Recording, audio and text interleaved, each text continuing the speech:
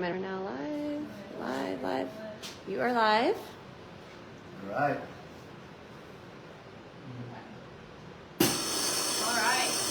We are here with our cryo chamber today.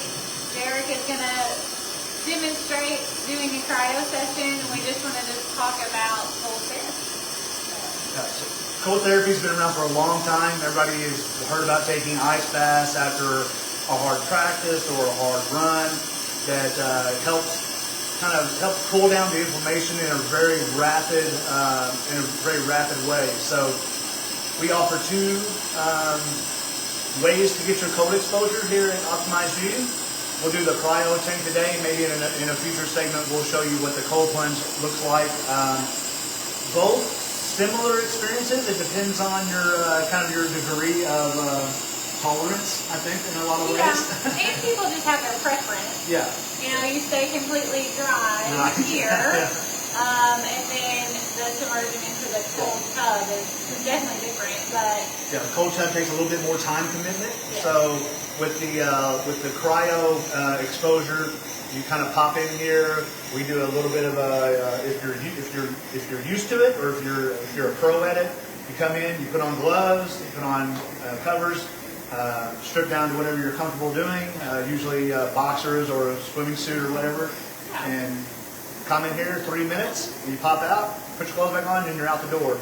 The cryo, the plunge part of it, the cold plunge, you get wet. Yeah. It's kind of like getting a bathing in a pool. And there's no difference in the temperature either. Yeah. With the cryo chamber, we have level 1 through 3, and then you can do the 1, 2, or 3 minutes. So there is like weaning you into this versus the plunge. You're going in. You're going in, right? Yeah. And so a different timing, of course, with that. Most people, I would say, like your first time in a plunge, anywhere from 30 seconds to a minute. Yeah, maybe. Ideally up to 4 minutes at a time. And then ideally 11 minutes of cold exposure throughout the week would be the regimen we would want you to do. If you have that inflammation, you want to see the true benefits with it. Derek is very experienced with cold therapy, so he's going to do the 3 at 3. And while you're in here, we kind of encourage you to kind of move around. Yep. Just don't touch the sides. You can't get frostbite while doing that, but that's why we have you wear the gloves. Always want to keep your sandals. You always want to keep your head above. Never dip down into the tank because this is liquid nitrogen that's coming out of here, and bad things can happen when you do that. So. And you always have a member here. Our staff member is going to be with you, making sure that you're doing okay through the session. Again, like you said, kind of moving around so that you're getting evenly like that cold exposure. It's also a little bit more tolerable. Like I said, he's very experienced at doing it. But I will say, even though I do cold therapy a lot, you'll see me like moving around and jumping around in there. But the staff member is always going to be with you, and then we do have the vibration plate next door that you can do post-therapy to just kind of redistribute blood flow, or we always tell people to do stretching post-cold exposure. But really, I mean, Derek can he has joint pain off and on. Sure. I'm older, so I do a lot of heavy working out, so I do get a lot of joint pain, and this is excellent for that. I do this on a daily basis, either in this form or through a cold plunge. If I'm doing cold plunge for this, I always start my day with that. Just because there's a little bit of science behind the ability to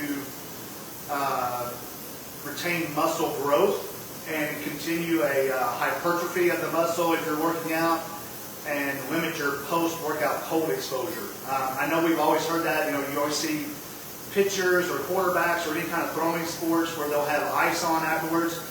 The response for that is to keep down that inflammation. If you're looking for a hypertrophy effect of your workouts, then you're wanting to have a little bit of inflammation going on after that.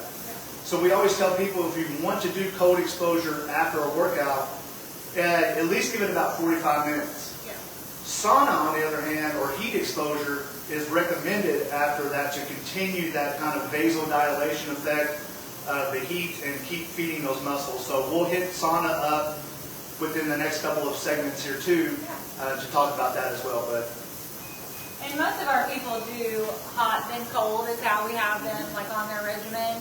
So again, that you keep the benefits of cold exposure without going straight into a sauna too, so that your body's naturally warming back up from that cold exposure. So continuing that boost in your metabolism that you can get with cold exposure also, besides like the inflammation benefits. so what temperature are we at now? You are in the negative 104. So negative 104 in here right now. And the session's done. Yep. Been here 3 minutes. We're all good. Just step out. You know, the beauty of cold exposure and kind of the way that your body does is that you want your body to be able to naturally reheat itself.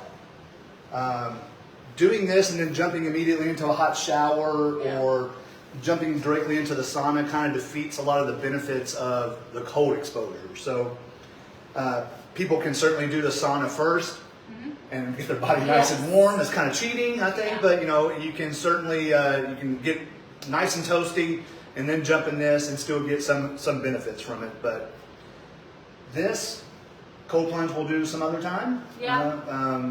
And are both available by appointment at Optimize You.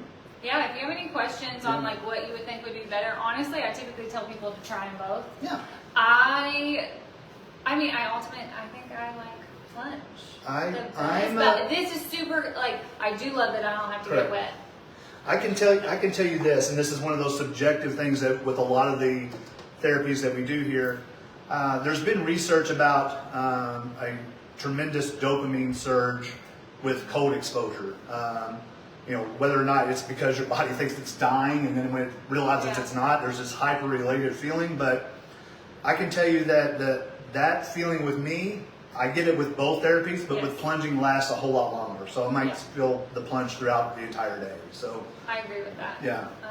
Just because I feel like, you know, the deeper penetration with being in the water versus doing the nitrogen. I think there's also, with the plunge part of it, that you're sitting down, you're kind of really focused on your breathing and trying to capture the moment. There's almost a meditative kind of state that comes along with that, as opposed to here where it's, you know, kind of loud and you're standing up and there's somebody asking you if you're okay, you know, those kind of things. So anyway, any other comments or topics that you'd like covered? As always, message us. Again, Sunday, we'll do a deep dive into the GHK copper peptide that Jessica and Andy talked about a couple weeks back. And look out for that on our YouTube channel. But otherwise, thanks everybody for tuning in. Yeah, thanks. All right. Bye. We'll see y'all.